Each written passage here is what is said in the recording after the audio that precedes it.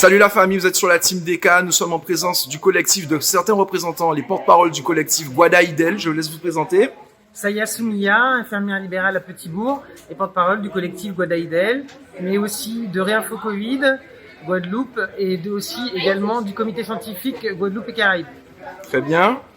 Jérôme Michel, infirmier libéral sur la Basse-Terre. Aussi porte-parole du collectif Guadaïdel. Voilà. Ce qui est important à dire, c'est que le collectif, ce sont tous les infirmiers, mais de tout bord. C'est-à-dire, il y a 3 syndicats, et pourtant, le collectif, nous avons pu rassembler tout le monde pour pouvoir parler d'un langage commun. Et c'est ça qui a fait notre force. On a pu gérer seul, je dis seul, on a pu gérer quand même cette histoire de Covid depuis l'année dernière par nos propres moyens. Et c'est très important de savoir, puisque nous étions au front, et nous n'avons pas une dette de personne. Personne ne nous a dit ce qu'il fallait faire. Nous avons pris des initiatives et Dieu merci, le peuple guadeloupéen a tenu quand même, a tenu sa santé quand même par rapport à nous. Et il faut exprimer aussi le problème de manque de matériel qu'on a eu ces temps derniers. Il y avait des patients qui n'avaient pas de moyens d'assistance respiratoire, voilà, et qui sont restés au moins 8 jours sans concentrateur d'oxygène. Voilà, c'est très important. Vous n'exagérez pas les chiffres là. Non, on a même réduit. On a même réduit. Pour vous dire qu'il y en a qui n'avaient pas du tout. Donc on était obligé de chercher des positions adaptées, position demi-assise, changement de position. On a pris les respirateurs, tu sais, les appareils pour les gens qui pour respirer la nuit parce que ils sont asthmatiques ou qui font des apnées du sommeil. On a pris ces appareils-là pour pouvoir pallier au problème de manque d'aide d'oxygène. Donc c'était de l'air à la place, mais ça a permis quand même de sauver pas mal de monde. C'est sans compter beaucoup d'initiatives. Lorsqu'on est infirmier libéral, on est à son compte et on est vraiment seul aussi. Donc il faut savoir prendre des initiatives et improviser, faire le système D le plus rapidement possible pour maintenir en vie ces gens-là. On avait demandé à l'ARS, parce qu'ils nous coupaient en septembre dernier, l'approvisionnement de masques pour les soignants, et on a été manifesté à l'ARS pour demander, avec les kinés, les sages-femmes, enfin, on avait demandé à être reçus, on n'a pas été reçus, pire encore, ils nous avaient enfermés. Donc on a été vraiment méprisés, là on l'avait vraiment, vraiment mal pris. C'était quand ça ? Alors ça c'était septembre 2020. Ouais. Et vous avez décidé d'arrêter les dotations pour les infirmiers libéraux de matériel pays, et on avait voulu savoir si on pouvait avoir une prolongation, si on pouvait avoir des tarifs préférentiels pour les payer moins cher. L'ARS nous a laissé le portail ouvert, nous sommes rentrés pour manifester, pour pouvoir être reçus, parce qu'on avait envoyé des mails, on avait demandé, téléphoné. Et à ce moment-là, on nous a enfermés dans l'ARS. On s'est senti vraiment méprisés, on avait jeté tout par terre, je me souviens, les blouses.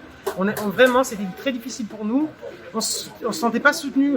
Donc on a vraiment fait des initiatives personnelles de façon à pouvoir, et c'est une solidarité, ce collectif. Il faut dire que ça, c'est une solidarité sans précédent. Il y a un grand respect justement de l'obligation vaccinale, où peu importe que tu sois vacciné ou pas vacciné dans notre milieu, on s'en fout. Tu es grand, tu fais ce que tu veux. La liberté. Nous, on respecte la liberté. Donc ça aussi, ça a été une force chez nous, de pouvoir respecter l'autre. Et avec ça, on a pu travailler ensemble. Ce qu'on a demandé à la région aujourd'hui, c'est de pouvoir travailler de concert avec Réinfo Covid, où il y a près de 100 médecins et infirmiers, enfin tout le panel des paramédicaux et des médicaux qui sont réunis, qui ont travaillé sur des protocoles par rapport au Covid, qui ne sont pas entendus. On a aussi... Vous n'êtes pas juste en train de râler, vous proposez des alternatives. Et bien sûr, on est force de proposition. On a aussi le comité scientifique qui a fait quand même des protocoles par rapport au rimédrasier, par rapport aux vitamines. Ça marche, je veux dire, quand on prend en charge précocement les gens dans les 3 premiers jours, avec ce protocole vitaminique, on évite l'infestation des cellules par le Covid et on permet aux gens de s'en sortir en 8-10 jours. On a ces protocoles-là qui sont malheureusement pas assez écoutés par les instances. Les patients nous entendent, quand on les prend en charge, ils nous font confiance, ça c'est quelque chose de très important. Et du coup, on arrive à les soigner. Mais Petite quand on n'a question plus à les vous, moyens... Soumia, les patients vous font-ils plus confiance qu'à l'ARS? Bien sûr. Ah bah ça, bien sûr. Bien sûr. Les patients voient qui tous les jours? C'est ça. C'est pas l'ARS. En plus, notre rôle, c'est de faire de la prévention. On a toujours fait de la prévention, que pour les diabétiques, que pour les hypertendus. On connaît. On a On l'habitude. connaît les gestes. On transmet pas la maladie. Les maladies, on les connaît. Il faut savoir que les pathologies, même graves, les virus, les bactéries, les prions, tout ce que vous voulez, on les connaît depuis très longtemps. On sait prendre en charge. Même si c'est une nouveauté, une nouvelle bactérie, un nouveau virus, on sait, c'est pas d'hier, c'est notre travail. Il faut nous faire confiance là-dessus et il faut vraiment arrêter de croire qu'on transmet les maladies. On ne les transmet pas, les maladies. On fait très attention, on connaît les mesures barrières et on sait tout ce qu'il faut faire, quand il faut le faire, à quel moment, de façon appropriée. Mais quand on nous coupe, comme ça s'est passé au mois d'août, les vivres en libéral, parce que ce qu'on demande à la limite, c'est qu'on nous rétablisse ce qu'on a perdu. On ne nous demande pas plus, hein. On a le vivier de soignants, il était là pour aller prêter main forte. On nous a refusé au niveau du collectif. C'est ça qu'on n'a pas compris, parce que pourquoi dans les médias nationaux, il y a grand étalage de des soignants venus en renfort. Faut encore montrer que l'État français envoie pour aider la Guadeloupe, alors que les Guadeloupéens ont tout ce qu'il faut pour s'aider eux-mêmes. On n'était pas les bienvenus par rapport à l'ARS, elle l'avait annoncé, elle avait dit que si on voulait pas venir travailler, elle ferait venir des soignants vaccinés pour travailler. Bon, déjà, c'était déjà annoncé, hein. Nous, on n'était pas vaccinés, donc on a compris le problème. Mais oui, on a compris le problème, donc on a quand même demandé à pouvoir venir prêter main forte et on a été refusé. Donc on s'est retrouvé relayé en libéral, voilà, sans matériel pour prendre en charge nos patients. C'est-à-dire que, en fait, on a été instrumentalisé tout de suite début août. On n'avait plus la possibilité de prendre en charge des patients qui désaturaient à domicile parce que les concentrateurs d'oxygène n'étaient plus délivrés par les prestataires de services, pas parce qu'ils en avaient plus. J'ai posé les bonnes questions. Parce que ils avaient plus le droit de délivrer. C'était le 15 qui centralisait tout. Donc il fallait appeler le 15, sauf que le 15 répondait plus. Ensuite, si on voulait de l'ivermectine en pharmacie, il y en avait plus non plus, parce que l'ordre des pharmaciens avait donné comme préconisation de ne plus délivrer sur ordonnance de médecins traitants, de médecins libéraux. Donc c'était sur ordonnance du CHU uniquement. Donc il fallait... Grosso modo, depuis que vous êtes monté au créneau, apparemment, ça a été... Voilà. Donc en fait, ce qui s'est passé, c'est qu'ils ont centralisé tout au niveau de l'hôpital. Donc il a fallu que nous, on a envoyé nos patients, on pouvait plus les prendre en charge. Il est saturé, plus d'oxygène, plus d'ivermectine. Ils s'enfonçaient. Qu'est-ce qu'on a fait au mois d'août? On les a envoyés à l'hôpital. En appelant 100 000 fois le 15 d'ailleurs, qui était saturé. Arrivé à l'hôpital, rengorgement de l'hôpital, logique. Donc obligé de faire des tris. Des patients de plus de 50 ans, on s'en occupait plus. On s'occupait que des moins de 50 ans. Les patients qui désaturaient, c'est pareil. Il y avait des protocoles spécifiques pour eux. Et puis, on s'est retrouvé avec une équipe sanitaire qui est venue sous couvert de TF1, bien sûr, avant que la pandémie, la quatrième vague ne commence. Il faut savoir qu'au début, on a été voir dans les hôpitaux. Il n'y avait rien. Ils sont arrivés bien avant. Ils savaient très bien que ça allait arriver. Avant nous, d'ailleurs. Donc, du coup, la réserve sanitaire arrive, ils font l'hôtel, la maison, et l'hôpital, et qu'est-ce qu'ils s'aperçoivent? Qu'il y a un rengorgement de patients, et puis ils diffusent que c'est Ebola qu'on a en Guadeloupe au niveau de la métropole. Et après, j'ai eu les retours que j'ai eus, qu'est-ce qui se passe en Guadeloupe? Oui, mais ils avaient que la vision de l'hôpital, ils n'avaient pas vision du libéral, où nous, on pouvait plus les prendre en charge. Tout à fait. Alors, ce qui est important aussi à dire, c'est la charge mentale, la charge psychologique. Heureusement qu'il y avait le collectif, il y avait le groupe, parce que nous avons ainsi formé une sorte de thérapie de groupe par rapport aux situations qu'on trouvait. Chaque 24 heures sur 24, on avait des gens qui étaient en situation de stress et tout. Il fallait que nous, parce que nous aussi, nous sommes pères de famille, nous sommes aussi des êtres humains où nous avons aussi, on n'avait pas de moment de recul. Jusqu'à présent, on n'a pas de moment. On n'a pas de moment à nous. Et ça, heureusement qu'il y a le collectif où là, on se parle, on peut verbaliser dans le groupe. Et ça nous permet en fait de nous ressourcer un petit peu. Parce qu'on a eu aucune aide de ce côté-là non plus. Un message à la population dans son ensemble. Parce que grosso modo, ce qu'on constate, c'est que si vous avez eu le courage, il faut bien le saluer, d'ouvrir votre bouche. Ça a permis aux collègues, déjà de l'hôpital, de pouvoir aujourd'hui exercer encore un mois de plus supplémentaire. Mais il y a une majorité silencieuse en Guadeloupe, là, actuellement. Oui, mais qui est pas forcément contre ce qu'on nous dit. En fait, nous, ce qu'on dénonce, c'est l'obligation. L'obligation, la contrainte. Ça, c'est quelque chose d'insupportable. On doit pouvoir laisser les soignants travailler de façon sereine et respecter leurs choix.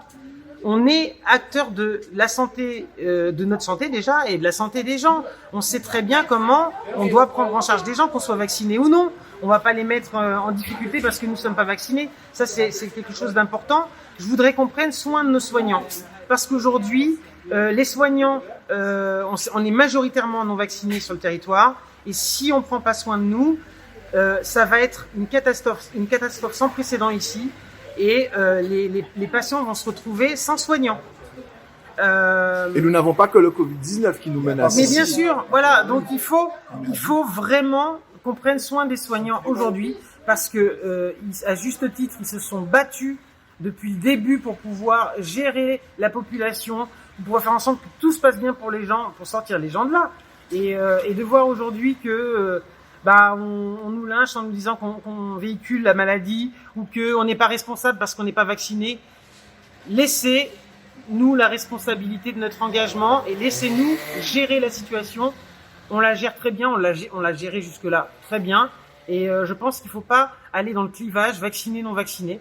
Il faut juste lutter tous pour la même chose et pour nos enfants, n'oublions pas les enfants, pour la liberté de choix et notre corps nous appartient. Voilà. Le mot de la fin pour vous? En tout cas, Pep Guadeloupe, Québec, parce que ça n'est pas évident, c'est la première fois que nous avons trouvé dans une situation comme ça. Il faut savoir que les infirmiers libéraux, à part qui Covid, ils ont traité, ils ont traité les gens cardiaques, ils ont traité les gens diabétiques, ils ont traité tout le monde. Donc, faites-nous confiance aussi, nous là les autres, nous qui Québec les autres, même si l'ARS n'est pas d'accord, même si le préfet n'est pas d'accord, même si le gouvernement n'est pas d'accord, nous là toujours, malgré perte en nous, malgré tout ça, nous capons parce que nous capons à dans ça, nous avons dépensé en l'eau, mais nous là les autres, Québec, nous là, nous continuer à être les autres. On peut venir vous soutenir parce que on devait conclure, mais c'est important de ne pas oublier qu'il y a beaucoup de gens qui ont voulu aider l'hôpital en termes de matériel, en termes de dotation. Et grosso modo, on a entendu dire, alors c'est des on-dit peut-être, mais qu'on les a empêchés d'aider. Alors est-ce que vous, on peut vous aider directement, des gens qui voudraient vous donner du matériel, payer des factures de fournisseurs? Est-ce qu'il y a moyen de vous aider? Qu'on lance le message clairement. Oui, alors ce qu'on aurait besoin surtout, déjà, c'est d'être entendu collégialement avec toutes les instances qui travaillent ici. Et effectivement, on peut distribuer, les gens peuvent ici, il y a des sociétés qui veulent bien nous donner du matériel en termes de masques, en termes de surblouses. On va donner les coordonnées dans la vidéo. Ça, on a dit là, très important pour aider nous. Mais pas nous pour aider forcément. Faut aider les familles parce que nous, quand on arrive dans des familles, il n'y a pas de masque. Il n'y a pas de masque, il n'y a pas d'argent pour acheter masque. Donc nous avons baillé au masque. Le Japani de l'eau, il n'y a pas de masque, donc nous avons baillé au masque pour protéger et distribuer. Donc c'est plutôt, si on a nous, c'est plutôt pour nous distribuer à nous bien comprendre ça, c'est important de préciser, mais je là, très important. Si l'État voulait pas mettre à disposition les moyens, en tout cas, on peut passer par Guadaïdel, de façon à ce que on se débrouille, débrouille pas à pêcher, Oui, nous toujours fait système de. On a toujours organisé des distributions comme les visières. On les a distribuées sur Abemaos, sur le Vélodrome, avec drone, comme ça tout le monde nous voit. On a distribué les visières, on a respecté les mesures barrières, les distanciations sociales, physiques, enfin. Et on a pu quand même distribuer à tous les paramédicaux, aux pompiers aussi. Donc on a vraiment fait ça d'une main de maître, alors qu'on n'est pas du tout spécialiste dans la matière, mais on a réussi à s'adapter sur le terrain. Voilà. Et on peut encore le faire s'il y a des dotations. C'est avec plaisir qu'on le distribuera sur le Vélodrome à tous les patients qui en auront besoin et les collègues aussi, sans aucun problème, avec plaisir. Eh bien, merci à vous, Guadaïdel. Donc, on va mettre les coordonnées pour pouvoir vous soutenir. Protection et bienveillance. Merci beaucoup, la famille. Merci.